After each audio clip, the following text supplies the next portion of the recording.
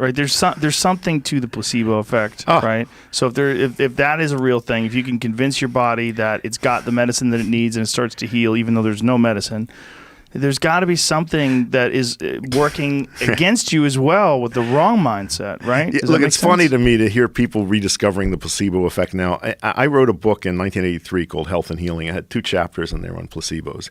And what I wrote is that the greatest problem is that when we talk about placebos, it's in phrases like, how do you know that's not just a placebo effect? The most interesting word there is just. Right. Or we have to rule out the placebo effect. Right. We should be ruling it in, man. That's the meat of medicine. That's pure healing from within, mediated by belief, unmixed up with the direct effects of treatment. That's what you want to make happen more of the time. It just is a mind fuck for a lot of people because they're like, how am I tricking myself into getting better? Why can't I just do it? Because that must have something to do with the structure of the brain, that the part of the brain in which our will doesn't connect directly to the machinery of the body, to the autonomic nervous system. So you have to find some way of getting around that. One way is to project belief onto something external and then let it work for you. Yeah. But that's so strange that the mind works that way. It would seem like, wouldn't it be an evolutionary advantage just have it at access?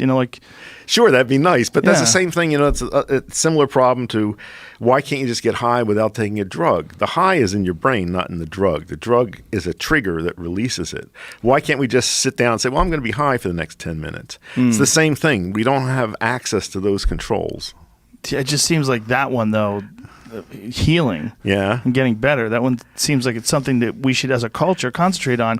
Yet for sure, what we really concentrate on is actual medicine. But one way to concentrate on that is by giving people greater confidence in their body's ability to do that. And doctors have great power to do that because patients project a lot of belief on them. Right. I've had many patients over the years who said that the most important thing I did for them was that I was the only doctor who told them they could get better. I mean, astonishing. Yeah.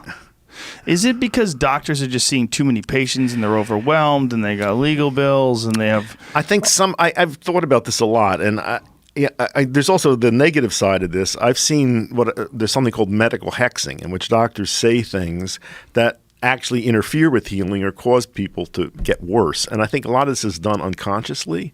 So here's one of my thoughts. In their training, doctors see a very skewed sample of sick people. They see very sick people in hospitals. And in that group, healing is less likely to happen.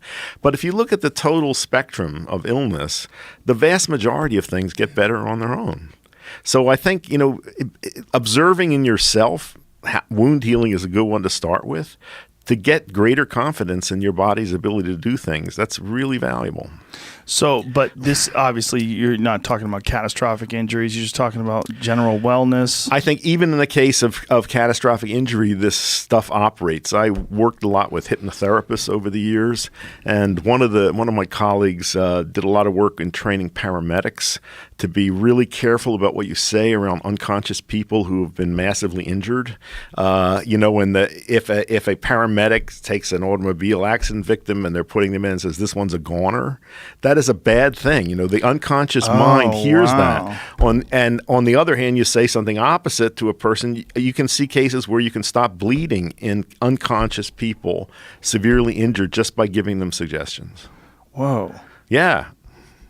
So when you're saying someone's a goner, you trigger stress or you trigger helplessness? Like what is happening? Well, to have a medically trained person tell you that you're not going to live, that's a curse. Yeah. It's a medical hex. How strange is it that sometimes your life is hanging on the border of you believing you're going to be okay and you believing you're not going to be okay? So you want to be very careful about, whose hands you place yourself in. Yes.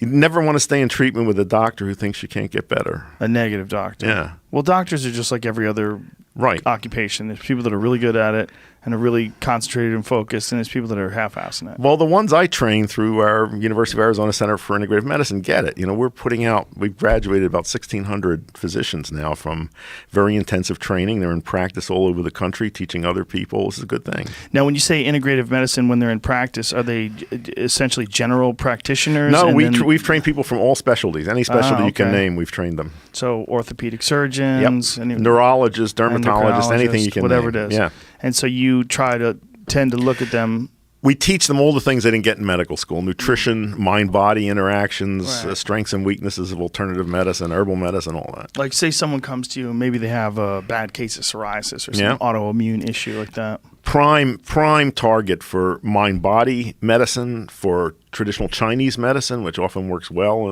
in that.